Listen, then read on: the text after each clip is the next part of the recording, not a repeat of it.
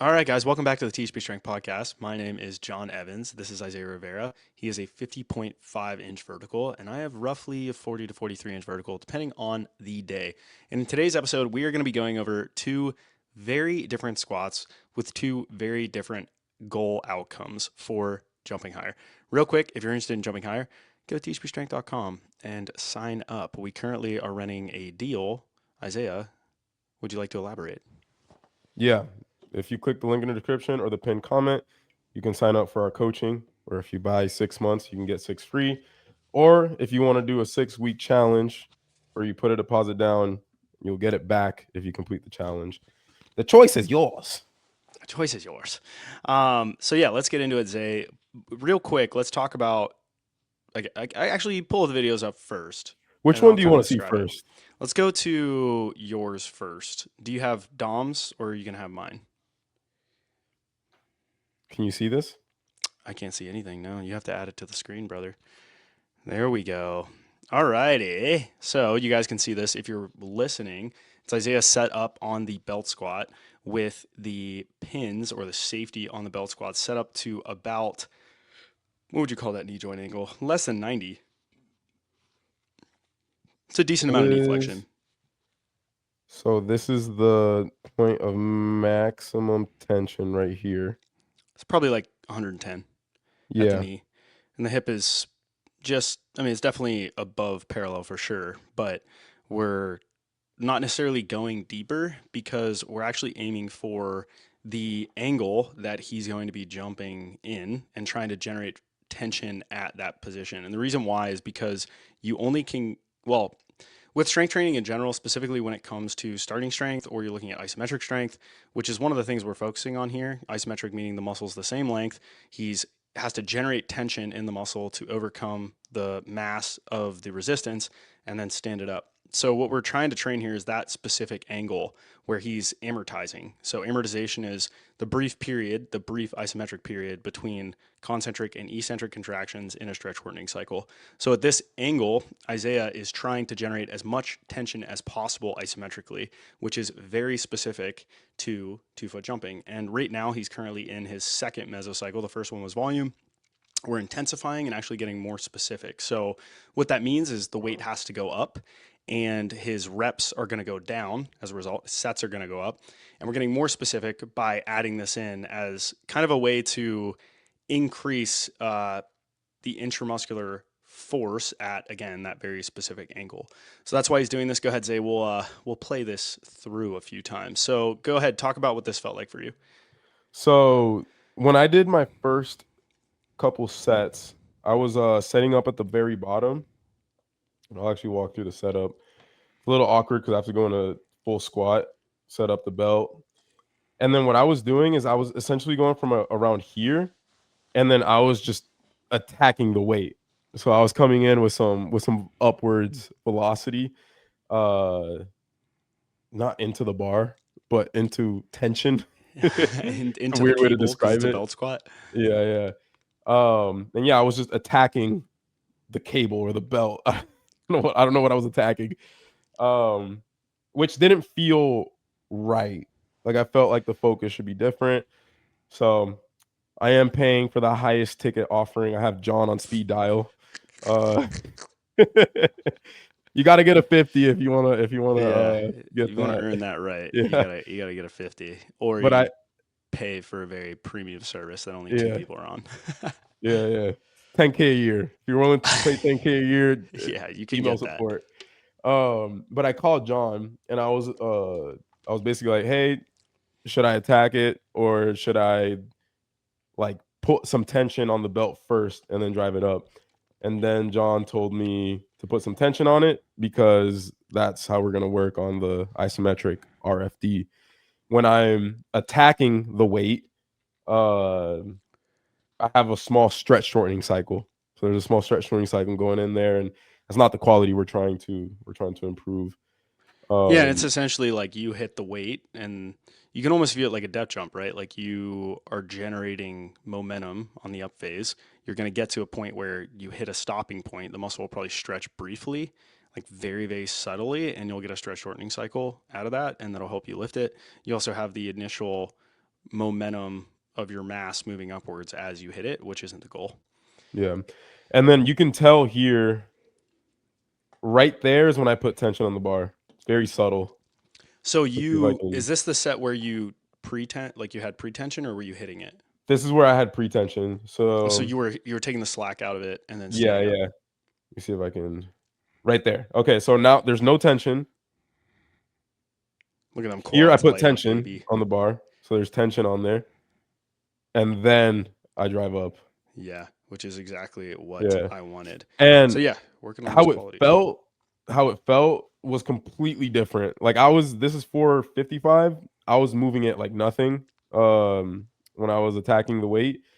When I put pretension on the cable and then did them like that, it's way harder. My quads, like it was an insane pump in my quads, neurally. I had to like try more. Felt like I had Yeah. to shove more output through my neurons, some more electrical signals, more what is it? The potassium calcium ion Yeah. channels were really open Yeah, wide. some glutamine, a lot of Yeah, glutamate. Sorry, a lot of glutamate coming out of the yeah, brain and nerve cells, way different, way different. And which is what then we want. That's what we want what here. what made it brutal is then I had to do 3 sets of that. So 6 sets of 4.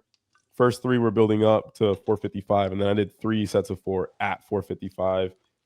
First set, 7 out of 10 difficulty, then it was like an 8, then it was like a 9. Just because there's so much just neural output required to do that. And I want to talk Um, about this because we covered box squat a few weeks ago, and I kind of was like, it just depends on when you use it. And the reason why, well, one of the benefits of this is you're not going to get as much, depending on how you do it, because he's attacking it. You're going to get a decent amount of fatigue, but not as much as if he was like doing a stretch shortening cycle out of this or like a full back squat.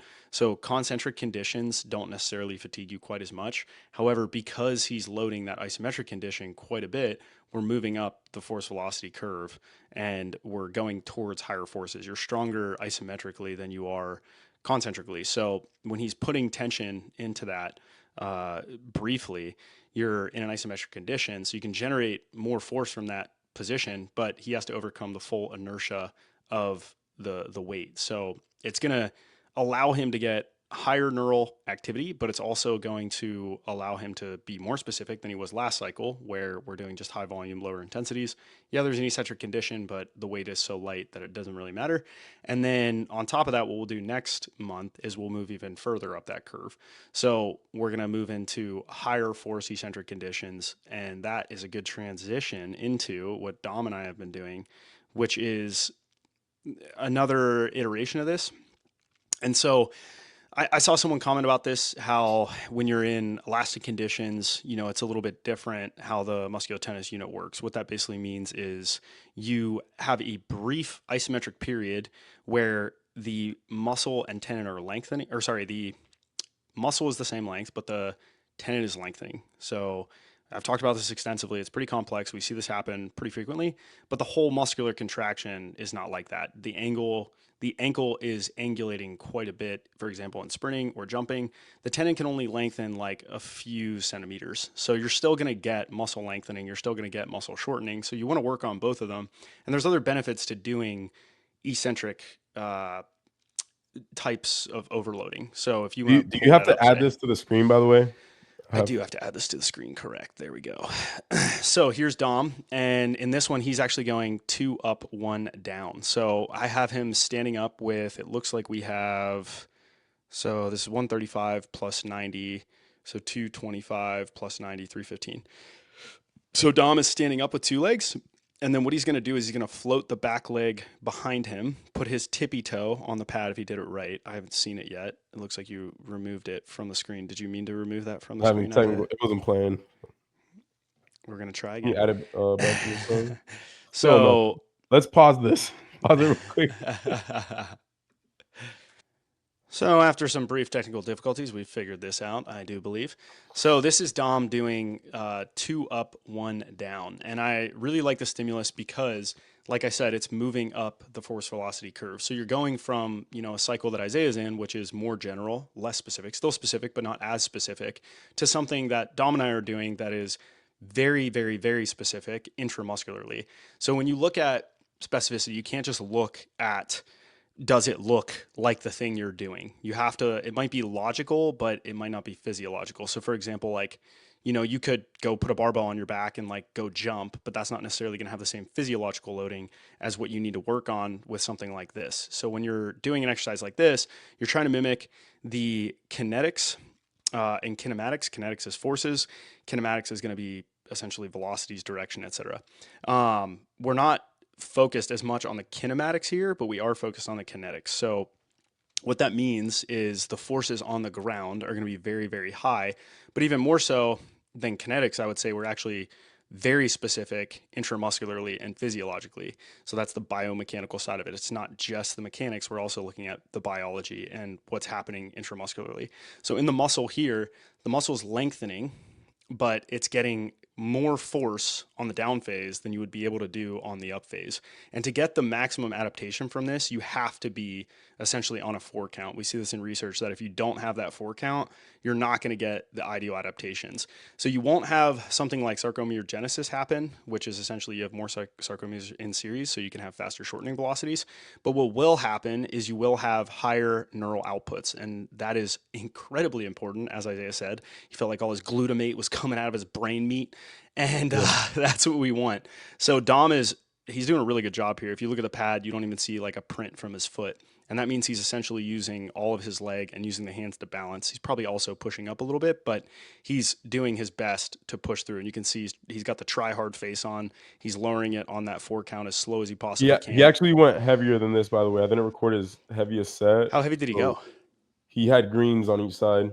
So It's 315. this is 315 right here.